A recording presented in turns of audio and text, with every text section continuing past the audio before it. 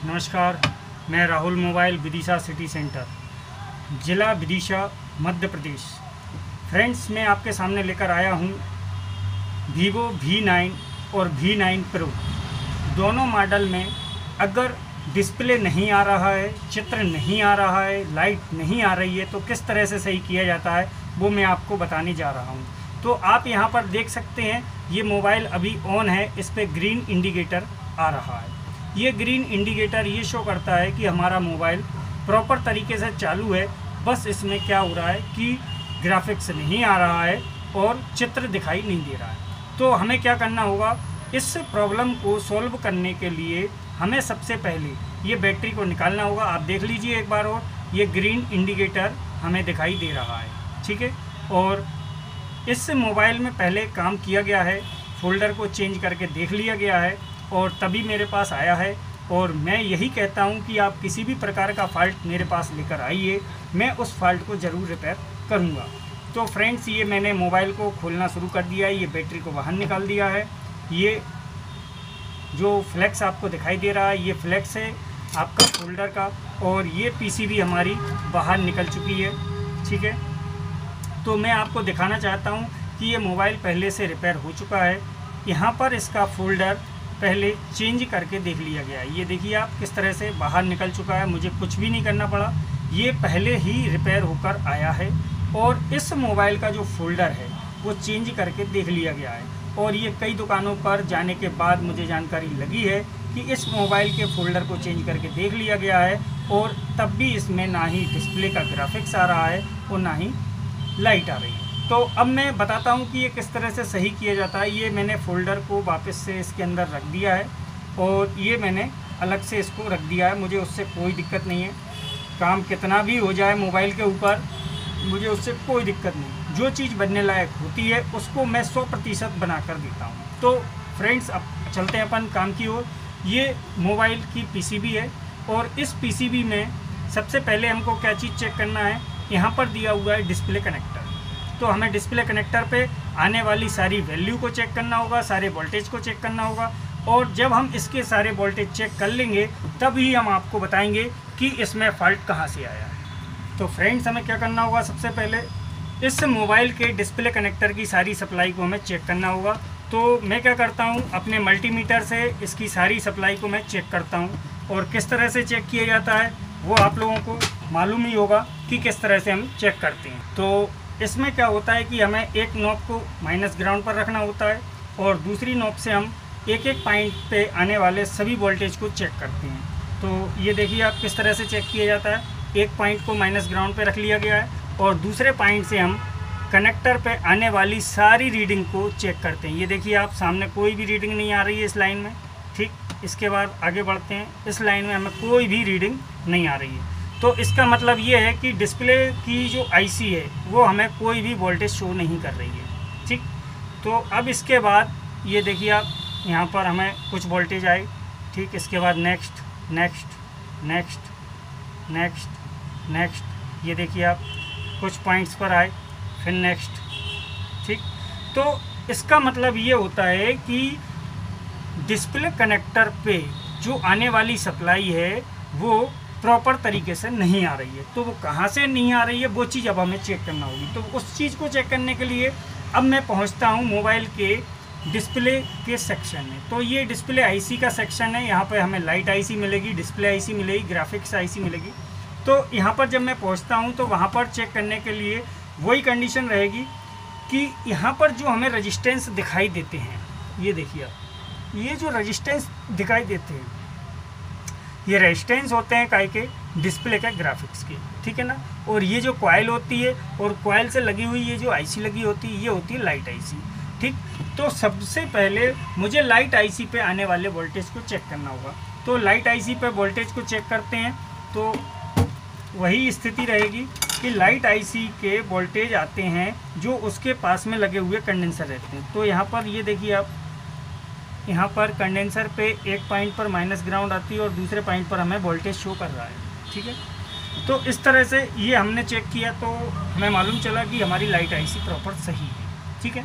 अब इसके बाद आगे बढ़ते हैं हम इन रेजिस्टेंस के ऊपर तो इनमें से किन किन रेजिस्टेंस पे वैल्यू आ रही है और किन किन पे नहीं आ रही है, वो चीज़ को हमें चेक करना होगा। तो मैं यहाँ पर चेक करता हूँ, ये देखिए आप, कुछ 1 2 3, तो इस तरह से हमें एक एक करके सारी रेजिस्टेंस चेक करना होती है। ये देखिए आप, शॉर्टिंग की भी आवाज़ आ रही है, ये देखिए शॉर्टिंग की आवाज़ आ रही है, यानी कि ये ग्राफिक्स आईसी जो है, ये ग्राफिक्स आईसी इसकी ख़राब हो चुकी है।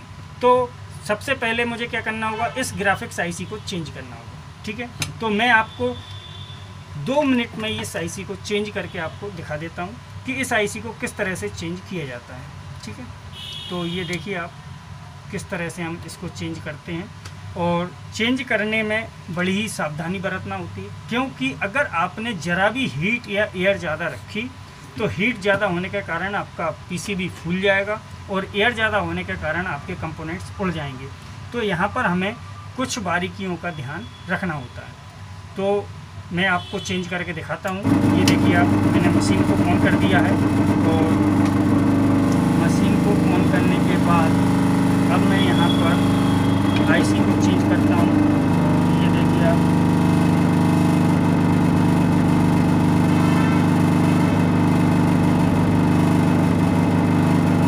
इस आईसी को हमें उठाकर और दूसरी लगाना होगी। ठीक, ये मैंने आईसी को निकाल दिया है और मेरे पास मैं पहले से रेडी करके रखे हूँ ये दूसरी आईसी को, तो मैं वो आपको लगाकर दिखाता हूँ। ठीक, तो किस तरह से हमें ये लगाना है वो भी आप देखिए। अब इसकी हमें क्या करना होगी, सफाई भी करना होगी, क्योंकि आईसी जब हम लगाते हैं तो वहाँ पर हमें पेस्ट लगाना होता है और पेस्ट ज़्यादा अगर हो जाता है तो वो हमें साफ़ करना होगा। तो अब देखिए आप कि मैं आपको यहाँ पर दूसरी आईसी लगाकर चेक कराता हूँ कि किस तरह से हम यहाँ पर दूसरी आईसी को लगाते हैं।